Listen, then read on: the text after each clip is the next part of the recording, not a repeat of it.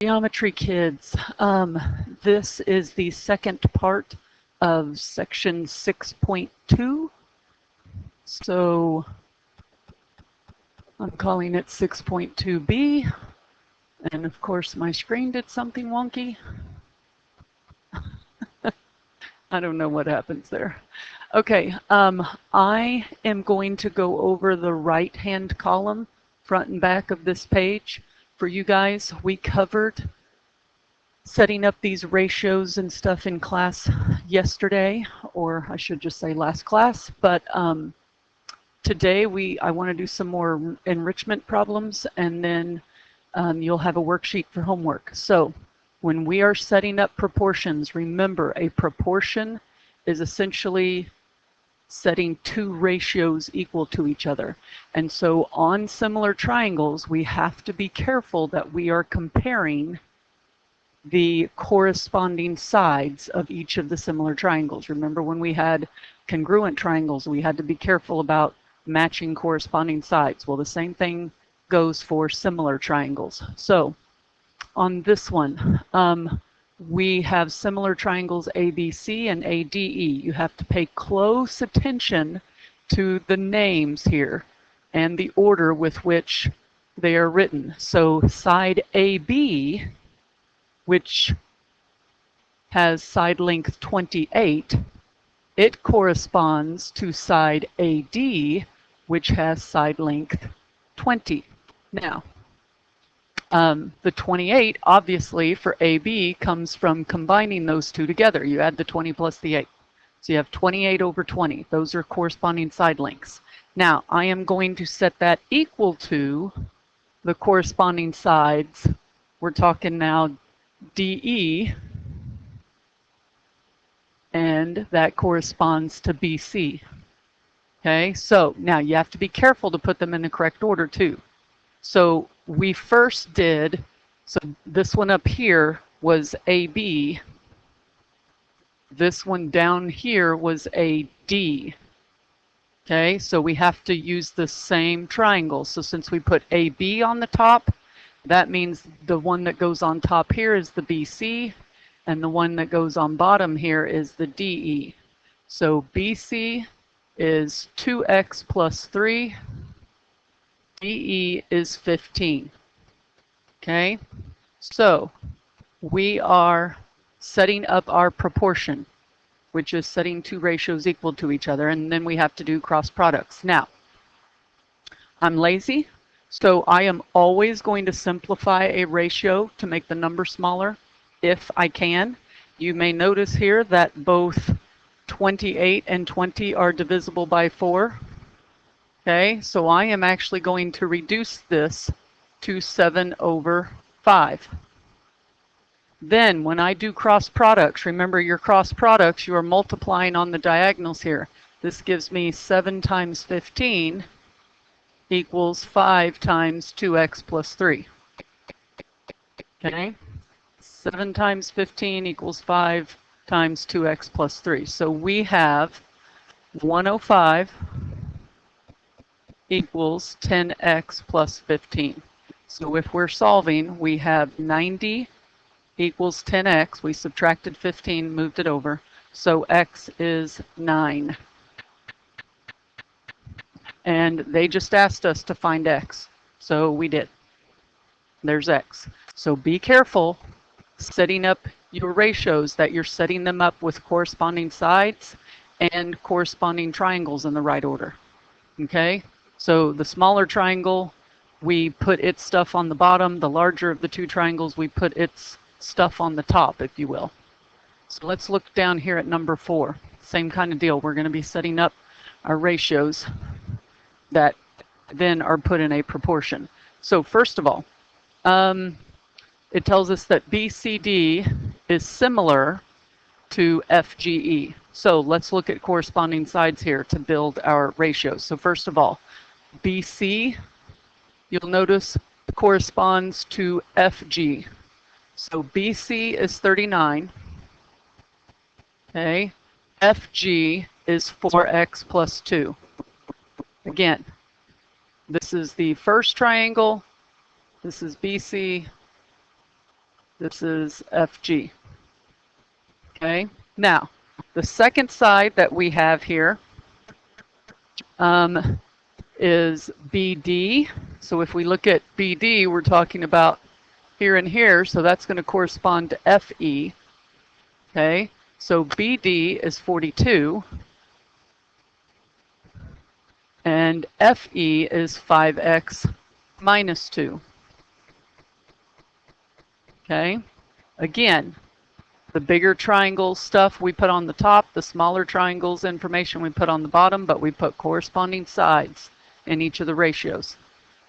Now, when we do our cross products, okay, we can't really simplify any of these.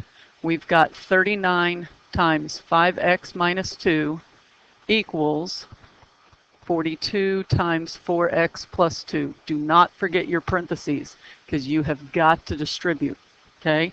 Do not forget that. So this is going to give us, if you throw that in a handy dandy calculator, what, 195 minus 78 equals 168x plus 84. Okay, so I'm going to subtract the 168, move it over. So I'm going to get 27x equals 162 when I add the 78 and move it over. So x equals 6. Now, did we answer the question they asked? No, not yet. They asked and said find FE. Okay, well that means we have to plug it in. So FE, we are taking 5 times the 6 we just found, okay, minus 2. So the final answer is 28. Again, you have to make sure that you answer the question they ask. Don't just solve for x and assume that you're done. Okay, moving on down here. Okay, they're asking us again for a side length, but first we have to set up some ratios here. So first of all, the first thing I see that kind of jumps out at me is if this entire side is 40, and then they have this labeled at 5, that's got to leave this piece at 35, right? If the whole side length is 40, we're going to subtract off the little piece on the bottom to get 35 for the big one. So, or for the bigger piece here. Now, setting up our ratios then. Let's do corresponding sides again. So we have, in this case, let's do ST and SZ. Again, similar triangles have to have corresponding sides. So ST, that's the big long one. Okay, that's 40 over SZ, that's what we just found was the 35. Okay, and we are going to set it equal to, now, corresponding parts here, we've got RT. Okay, RT corresponds to YZ on the other one. So RT, we're putting that triangles on top, so 3x minus 7 over 2x plus 2. Now again, I said it earlier, I'm lazy, okay? So this 40 over 35, both of these are divisible by 5. So I'm going to reduce that to 8/7. That's going to make my math a little easier, okay, whenever I do my cross products. So now doing cross products, again, don't forget parentheses, okay? We are going to have 8 times 2x plus 2 equals 7 times 3x minus 7.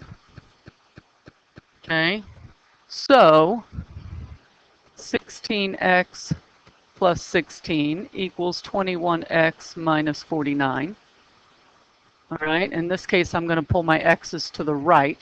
So I'm going to have 5x equals, and then I'm going to add 49 to move it.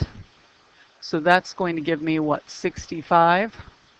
Okay, so that means that my x is 13. I'm running out of room. My x is 13. Okay, now again, that does not answer the question they asked. They asked for YZ. Well, YZ is right here. So YZ is 2 times, again, my X was 13, plus 2.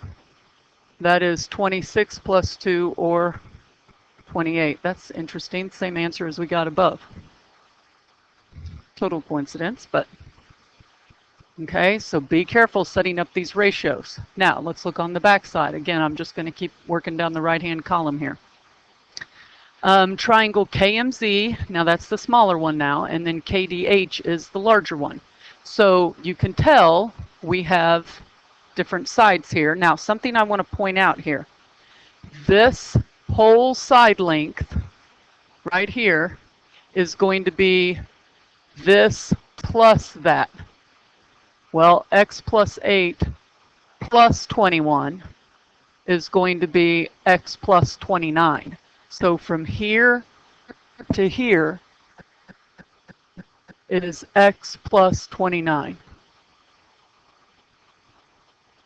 Okay, 8 plus 21. So we have to be careful there. Also, looking at the big triangle from here all the way down to here, so that whole side length is 32 plus 28. So that whole thing is going to be, 60. Okay, so we have to be careful when we're adding. So now let's talk corresponding sides here. So KM, got to set up our proportion. KM corresponds to KD. Okay, so KM, that's the X plus 8. KD is that's the new one we found, the X plus 29. Okay, we are going to set it equal to the other piece here. We've got KZ, okay, and that corresponds, I'm running out of room up here, to KH. So KZ corresponds to KH. So KZ is our 32, KH is our 60. Okay, now looking at 32 and 60, they are both divisible by 4. Okay, so let's go ahead and reduce that fraction. That would be 8 and 15. So 8/15, if we reduce that ratio by 4. So now we're doing cross products again. Okay, do not forget your parentheses. All right, so we have 15 times X plus 8 equals 8 times X plus 29. Okay, so we got to distribute here. 15X plus, what is that, 120? Okay, equals 8X plus 232. Okay, I don't have my calculator on me. So let's keep going here. Subtract your 8, so you're going to get 7X. Subtract your 120, you're going to get, what, 112. So X is 16? I think so. Oh, and look, that's what they asked for, was just find X. So that's X. X equals 16. So we're good. Okay? Again, this would have worked if you'd have kept the 32 and 60, but I like smaller numbers. It makes the math a little easier, especially if you're trying to do some of that in your brain. Okay, now let's look at this next one. So this, especially when they're kind of joined here together and one of them's flipped, you really need to pay close attention to the statement of the similarity, so you know which side goes with which side as far as corresponding sides of similar triangles here. So be very careful. So in this case, we are comparing, let's start with SE, and that corresponds to JE. So SE is X minus 2, and JE is 10. Okay, SE and JE. Those correspond. Then we've got CE, that corresponds to YE. So CE is 18, YE is x plus 1. Okay? So now we've got some binomials here. This is going to give us a quadratic. I did one of these the other day. So got to be careful here. So we cross product. We have x minus 2 times x plus 1 equals 18 times 10. Well, if you remember, back in your Algebra 1 here, we've got to FOIL this. Okay? So foiling, first, outer, inner, last. First times first is x squared. Outer is 1x. Inner is negative 2x. Last is negative 2. And that equals, of course, 180. We need to do a little simplifying here. So x squared minus x. 1x minus 2x is just a negative 1x. And now I am subtracting the 180 to pull it over. So we have minus 182 equals 0. Now, if you remember how we did this, we're keeping them really simple here in geometry, but one way to solve a quadratic is to factor when you can. And I do believe all the ones they're going to give us are able to be factored. So we need to factor, I'm going to start it back up here, x squared minus x minus 182 equals 0. Now, we need to factor this down to the two binomial factors that multiply together. Okay, we're kind of like reverse foiling is what I like to call it. So we're trying to figure out what factors go back down to that. So again, they're both going to start with x. Okay, we are looking for factors of negative 182 that add to negative 1. Now, what I like to do is make a table if I don't see it, and this is going to be a little calculator work. Now, if you have two numbers that multiply to give you a negative, that means that one has to be negative and one has to be positive. Now, let's take that a step further. That means that the numbers are going to be subtracted, but when they are combined together, they're going to equal a negative number. So as I'm looking at my possible list of factors, the larger of the two is going to have to be the negative one. Okay, so when I'm listing these, we've got, of course, 1 and negative 182. Well, obviously that adds to negative 181. That is not what we need. And again, some of this is just calculator work. If I take 182 and divide it by 2, I get negative 91. Also not going to work for us. It adds to negative 89. Okay, we need it to add to negative 1. So we're going to have to get a little larger numbers here. 3 doesn't work, 4 doesn't work, 5 doesn't work, 6 doesn't work, 7 works and gives you a negative 26. Well, again, that's not very helpful. That adds to negative 19.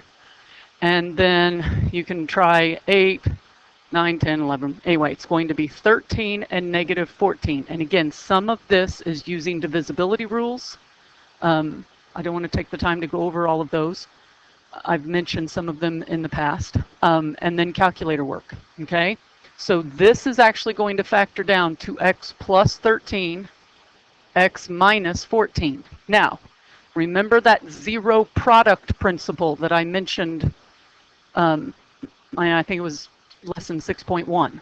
Okay, anytime you have two or more things, factors that multiply together to equal 0, it means one or more of those factors has to be 0. The only way to get a product of 0 is if one of the factors is 0.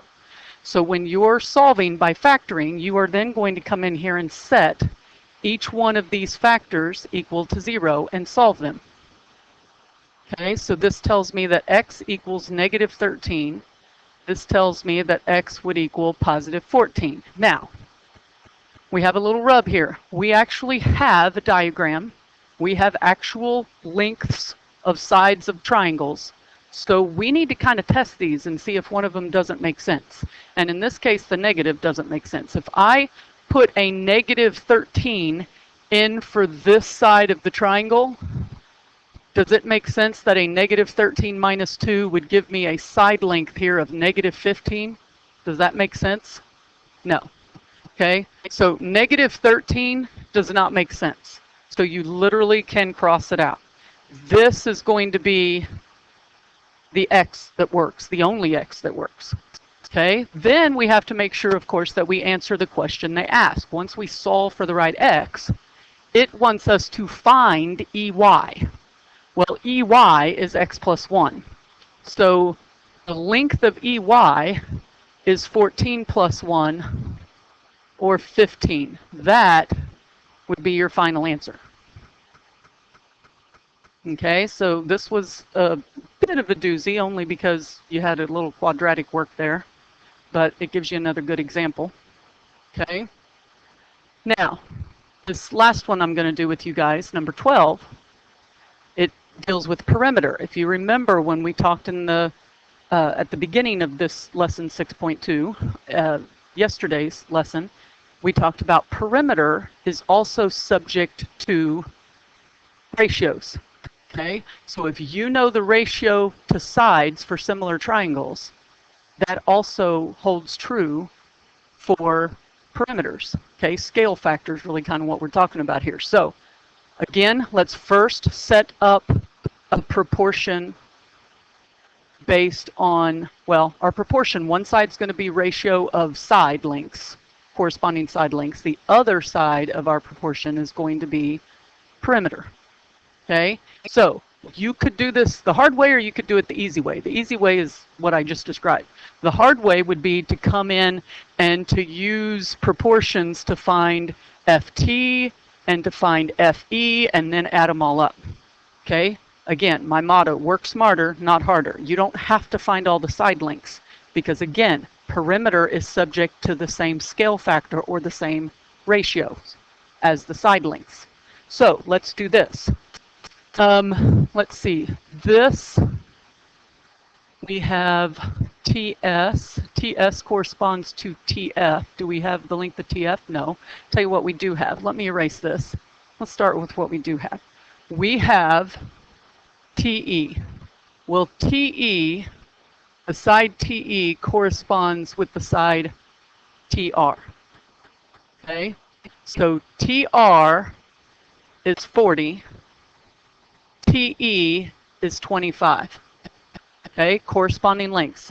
Again, I kind of make it a rule so I don't get confused to put the side from the first triangle mentioned in the similarity statement on top, and then the side from the second triangle mentioned in the similarity statement on bottom. So 40 over 25. Okay, now again, that can be reduced. Okay, they're both divisible by 5, so really this is 8/5. But I'm going to set that equal to a ratio of perimeters. Now, if we add up all three of these sides for this triangle's perimeter, if I add all those up, 40 plus 22 plus 54, that is 116. Okay, well again, that's the first triangle mentioned. So I am actually going to put my 116 up there, and then my X is going to represent the perimeter for the smaller triangle on top, the triangle of TFE. That's what they're asking for. Okay, so first we set up a ratio based on the side lengths that we knew. We only had one side length from the smaller triangle, so we had to kind of start there and work backwards. So TE corresponded to TR, and then I reduced that ratio. Then I set that equal to the ratio of 116, which is the perimeter of the bigger triangle, over X. X is going to be the perimeter of the smaller triangle. So I can do this in one step as opposed to actually three. So I'd have to do a step to find the second side, a step to find the third side, and then another step to add them all up to find perimeter. So again, work smarter, not harder. So then cross products. So 8x equals 5 times 116. Okay, so 8x equals, let's see, is this 180? Okay, so x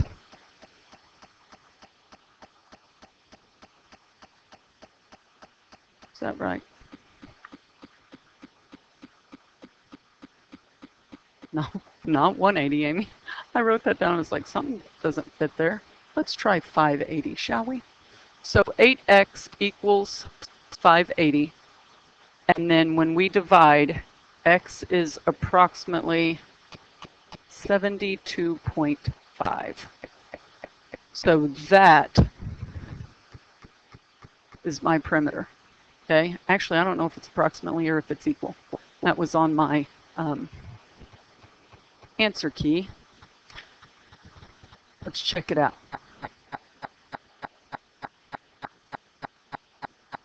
It's actually equal, not approximate. I should have known that. Okay. So x equals 72.5.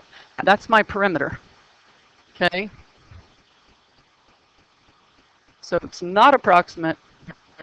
It is equal. So again, found it in one step. Okay? All right.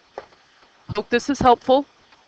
You will now be given a worksheet for your homework for this part. This is kind of a culmination of yesterday's too. So this is a two-part for section 6.2.